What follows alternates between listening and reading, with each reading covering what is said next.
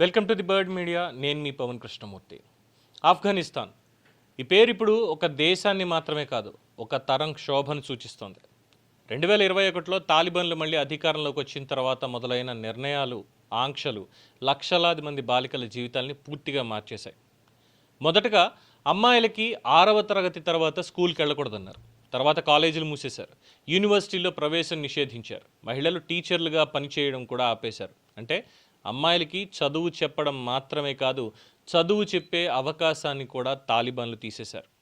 దీని ప్రభావం ఎంత తీవ్రమో అర్థం కావాలంటే ఈ ఒక్క సంఖ్య చాలు. దాదాపు 22 లక్షల మంది బాలికలు ప్రస్తుతం విద్యకి దూరంగా జీవిస్తున్నారు. ఇదేమీ చిన్న విషయం కాదు.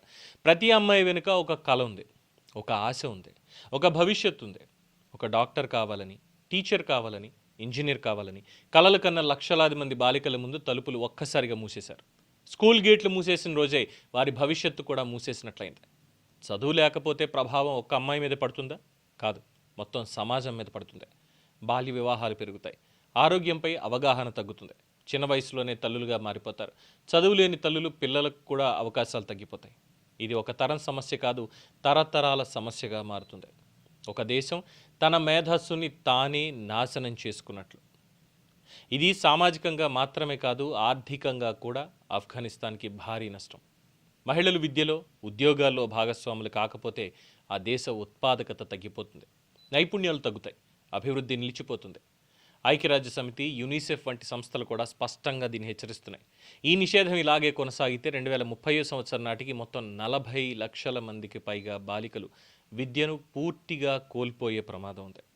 ఇప్పుడు తాజాగా కూడా తాలిబాన్ తన నిర్ణయాన్ని మార్చుకోలేదు.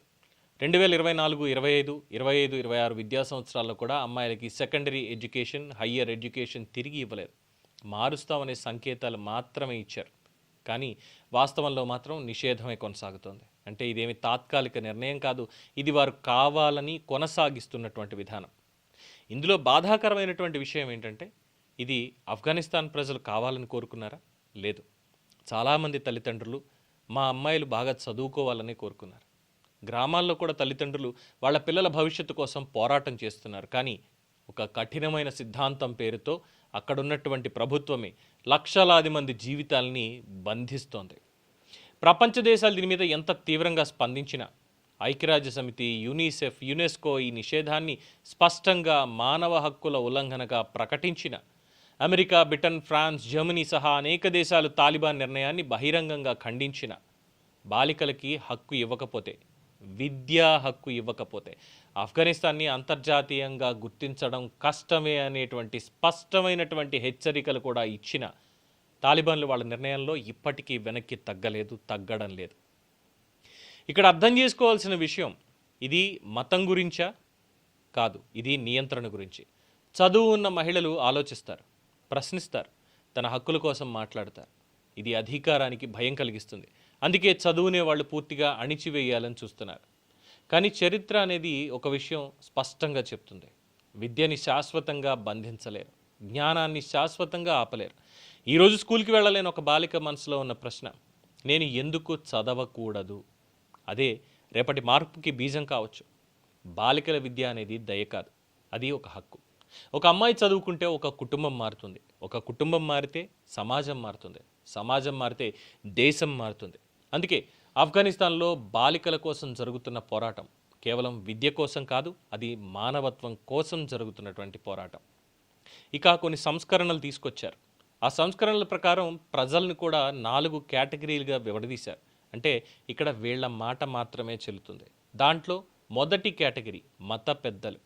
వాళ్ళు ఏం చెప్తే అదే శాసనం, అదే చట్టం. వాళ్ళు ఎలా అంటే అలాగే దేశం అంతా కూడా నడవాలి.